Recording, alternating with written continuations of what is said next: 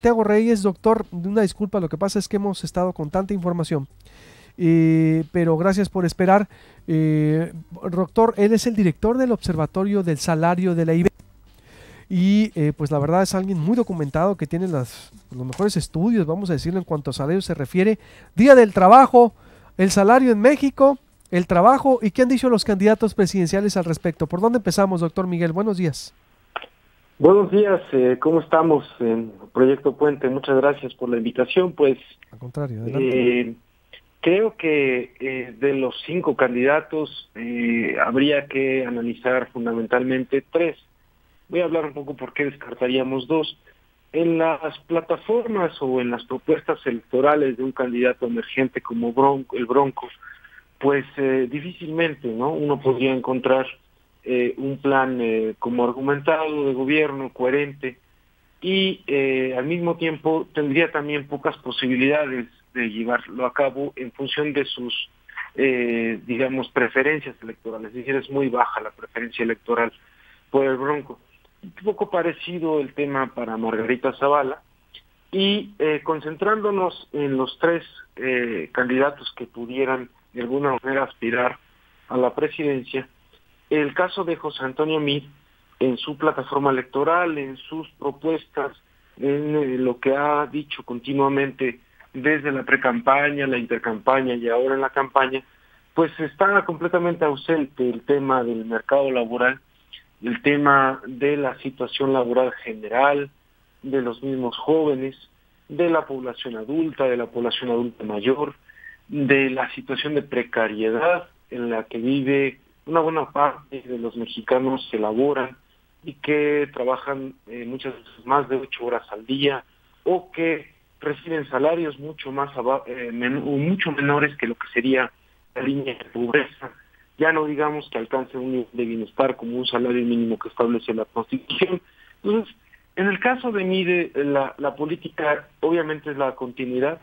¿Y qué tendría que ver con México en el contexto internacional como un país de bajos salarios, un país de salarios literalmente de hambre, en donde pues ubicamos a México como el país que tiene el salario mínimo más bajo de América Latina, y de acuerdo al Banco Interamericano de Desarrollo, como de los países que tienen menores niveles de salarios dignos y suficientes. Entonces, en el caso de mí es eso. En el caso de Anaya y del López Obrador, sí tocan el tema salarial.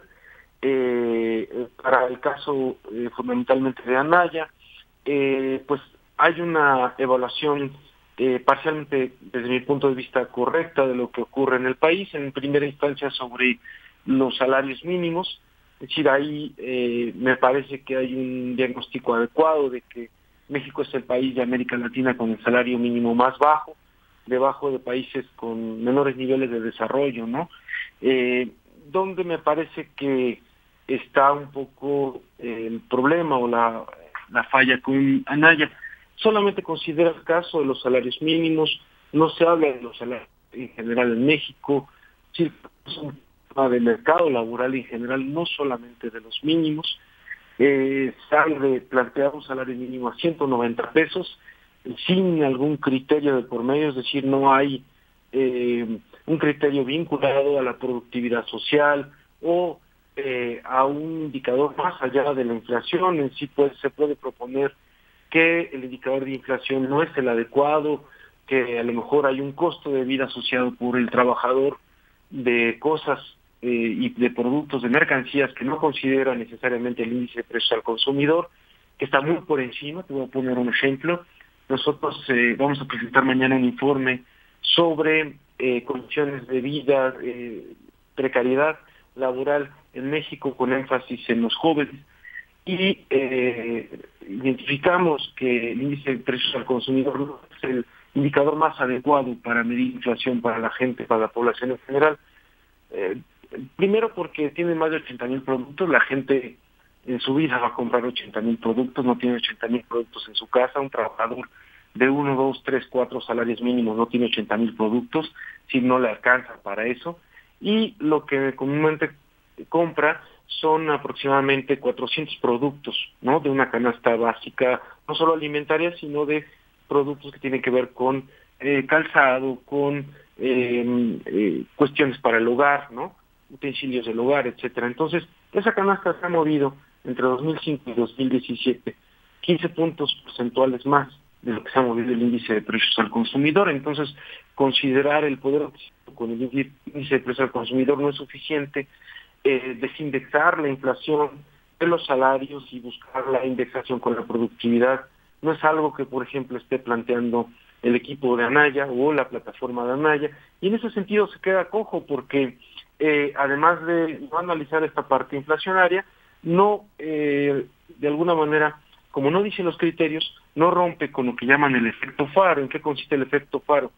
Y que lo ha comentado muy bien el Banco de México, que por cada punto porcentual que aumentaría el salario mínimo, habría un 85% de correlación con los salarios de todas las ramas y sectores industriales. Aumentaría en 85 puntos porcentuales los demás salarios, 10% aumentan los salarios mínimos, 8.5% aumentan los demás salarios. Eso, entonces, en el caso de Anaya no rompe con eso, y eso significa algo muy importante, que la manera de integración de México al mercado internacional, donde además de no haber diversificación de su comercio ni desarrollo del mercado interno, pues no plantea cuál sería la manera de integrarnos con el mercado internacional si a través de bajar los costos en infraestructura, en desarrollo tecnológico, en transferencia de tecnología, o incluso costos por cuestiones regulatorias, es decir, que tienes muchos trámites que hacer, ¿no?, para poner una empresa, o la corrupción misma.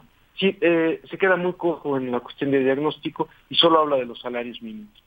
En el caso de López Obrador, parece que el diagnóstico es mucho más completo. Sí habla de este entorno internacional y de que comparados con nuestros socios comerciales de Canadá y los Estados Unidos, los índices de productividad y remuneraciones no van a la par, no van a la mano. Si bien México ha crecido en su productividad, lo ha hecho lentamente, no como los Estados Unidos y Canadá, pues esa productividad no ha ido de la mano de la de los Estados Unidos y ha generado una divergencia importante en términos de salarios con los socios comerciales de México, que son Canadá y los Estados Unidos. Habla también un poco sobre esto que te comentaba, de lo que tiene que ver con la infraestructura, los costos de infraestructura, los costos por cuestiones regulatorias o corrupción y los costos por no desarrollo tecnológico, es decir, al no haber eso en México en términos generales y además tener ciertos oligopolios o monopolios en algunas áreas y sectores estratégicos, como las telecomunicaciones, por ejemplo, entonces eso no permite bajar los costos de muchas empresas y la mayor parte de las empresas que no pueden bajarlo por la vía de la infraestructura, del desarrollo tecnológico o de las cuestiones regulatorias porque no dependen de ellos, se achacan a los salarios, van contra los trabajadores y buscan bajar el costo de los salarios. Por ponerte un ejemplo, en la industria manufacturera el costo laboral unitario ha bajado entre 2005 y 2017 en cerca de 17%, que sería también el equivalente a que el trabajo está perdiendo con participación en el ingreso nacional, es decir, un trabajador cuesta ahora 17% menos para cualquier empresa en la industria manufacturera en términos reales, y es la manera en cómo están jalando, es decir, eso es su palanca del desarrollo, los salarios bajos, pero realmente a costa del bienestar de la mayor parte de los mexicanos. Entonces, en esa parte del diagnóstico me parece que está mucho más completa el caso de López Obrador, pero también se queda un poco coja al hablar de cuál sería como la propuesta y los criterios para plantear esa mejora. Y si habla de un aumento del salario mínimo, como lo hace Anaya, en el caso de Anaya serían 190 pesos, de López Obrador 176, pero no plantearíamos como la vinculación de la productividad con los salarios y cómo romper el efecto faro que ahora pues vincula los salarios mínimos con los salarios federales, ¿no? Pero me parece que es la más completa de todas. López Obrador.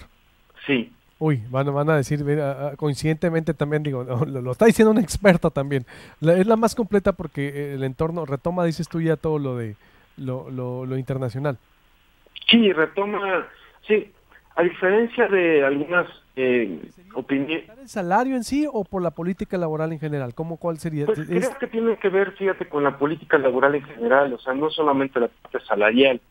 La política laboral es salarios, pero también es prestaciones sociales, ¿no? Es decir, la seguridad social no puede ser que el 60% de los mexicanos estén sin seguridad social, que el 66% de los jóvenes que se incorporan al mercado laboral entre 15 y 29 años no cuenten con seguridad social, que de ellos una buena parte no tengan una contratación fija, sino que sea temporal cada 6 meses, genera mucha incertidumbre. Entonces, esa es como la manera en cómo México se ha insertado en el mercado internacional y le ha ofrecido a el capital extranjero que vengan a invertir en México, es decir, que vengan porque los salarios son bajos.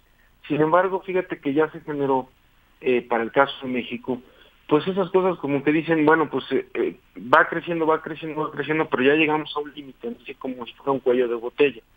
Y la inversión extranjera directa ya llegó a su límite, no pasa del 3% del PIB desde hace varios años. Me preocuparía es que, y ya lo platiqué contigo, doctores, la vez pasada junto con Torreblanca, es que López Obrador dice voy a subir el salario mínimo al doble, a 173, ¿a cuánto? Sí, ¿verdad? 176. 176, digo. Sí, y el caso de Anaya es de 190. 190, ¿No? digo. Sí se puede, digo, no sería, ¿qué tendría que hacerse para que esto se cumpla? Digo, ¿no es demagógica la propuesta? No, mira, me parece que en ninguno de los dos casos, en el sentido del salario mínimo, es demagógico. Ha perdido tanto poder adquisitivo el salario mínimo respecto a lo que debería de ser, que sí se podría hacer, que no sería complicado de hacer, y que me parece que lo más complicado de hacer, más que el aumento al salario mínimo, es cómo ese aumento del salario mínimo de los demás aumentos salariales, porque si el efecto paro continúa, entonces eso sí va a hacer que todos los demás se muevan, pero sin criterio alguno, es decir, no hay criterio más que el decir que te lo voy a poner a 190 o a 176. Si yo te lo vinculo con la productividad, entonces sí hay un criterio claro. Mira, por ejemplo, la productividad entre 2005 y 2016 de la industria manufacturera creció 18%. ¿Cuánto de ese aumento fue a parar a salarios? Nada, 0%. Es más, los salarios perdieron 10% de poder adquisitivo, o sea, perdieron 28% en términos reales. No es que el aumento total de la productividad vaya a salarios, es que si aumentó el pastel en 18% y queremos dejar a los que participan en la producción, que son trabajadores y empresarios, con la misma participación del pastel cuando este creció, oye, si el pastel creció en 18%, pues lo lógico es que las utilidades crezcan en 18 y los salarios crezcan en 18. Pues no crecieron los salarios en 18, bajaron en 10%. Y eso significa que las utilidades crecieron ese 18% que les correspondía, más el 18% de los salarios, más el 10% que perdieron de poder adquisitivo en los salarios. Es decir, si existe ese margen, ¿ves? Ese margen es de ganancias extraordinarias que están teniendo ahora los empresarios y que podrían tener de otra forma. Es decir, ¿qué tendría que hacer el gobierno para que entonces los empresarios dijeran, bueno, lo que estoy dejando de ganar por la vía de los salarios, lo gano por otra vía? Infraestructura de calidad, eficiente, que conecte mercados locales con globales, que conecte el norte y el sur de México de manera clara, ¿no? Barata, segura. Sí, las carreteras del norte del país, muchas de ellas son inseguras. Las carreteras del sur del país, muchas de ellas son inseguras. La única manera de transportarse entre el sur y el norte es por vía terrestre, no hay trenes, por ejemplo, ¿no? Y los trenes que se realizan es con altos niveles de corrupción. Sí, no se hizo el de Querétaro, México, por un efecto que se tuvo con la empresa que sí iba a ser de Peña Nieto y la empresa constructora que había hecho precisamente la Casa Blanca. Entonces lo dejan de un lado, dejaron el tren, ¿no? Que sí iba a ser con una empresa china, que ahora, por ejemplo, hace mucho escándalo con el caso del aeropuerto, de que se van a perder inversiones, pero nadie habla de que tenemos una demanda de los chinos por $600 millones por el incumplimiento con el tren México-Querétaro, y que tendría que pagar, obviamente, digamos, si pierde esa demanda. Y el tren México-Toluca, que se está realizando, se hizo un costeo, así como el del aeropuerto, que era de 160,000 millones de pesos el aeropuerto, y ahorita va más de 200,000. Pues el del tren México-Toluca es lo mismo. Se hizo un costeo que no iba más allá de los 25,000 millones de pesos y ahorita va casi en 50,000 millones de pesos. Es decir, si tú tienes esos niveles de corrupción y de discrecionalidad, donde dijiste que un oro iba a ser de 25,000 millones, de repente dices, no, siempre no va a costar eso, va a costar 50,000 millones, es el doble. El aeropuerto no va a costar 160,000, va a costar millones. Óyeme, pues es lógico que ese tipo de costos, ¿no? Te aumentan los costos no solamente para los empresarios o en este caso para el gobierno que está haciendo las obras, pues le va a tener un impacto en lo que sería los costos de las empresas y de los empresarios. O sea, en lugar de que los bajes, los está subiendo continuamente. La gente no quisiera pagar impuestos por eso, si estás desviando recursos, ¿me entiendes? O sea, hay maneras de hacerlo. Quita las reglas que tienes ahorita para poner una empresa, ¿no? Donde también hay margen de corrupción, permisos de salud. Llegó el de permisos de salubridad, ¿realmente está buscando identificar algún problema con la salubridad o es corrupción, ¿no? El que te llegó de permisos de salubridad? O sea, tienes que acabar con todo eso y quería subir los salarios. Pues le agradezco mucho, doctor. Dice que mañana lo contactaremos, pasado mañana o algo. ¿Qué van a presentar mañana? Mañana presentamos un informe sobre la precariedad laboral en México. ¿Qué porcentaje de la población en México está en situación de precariedad? Y de esos, ¿cómo están los jóvenes particularmente? ¿No? Es decir, si la población joven está mejor, está peor, y qué perspectivas tiene la población joven de cara al futuro, considerando ingresos, seguridad social, acciones. Pues el jueves lo citamos aquí, ¿le parece? Mañana que lo presente.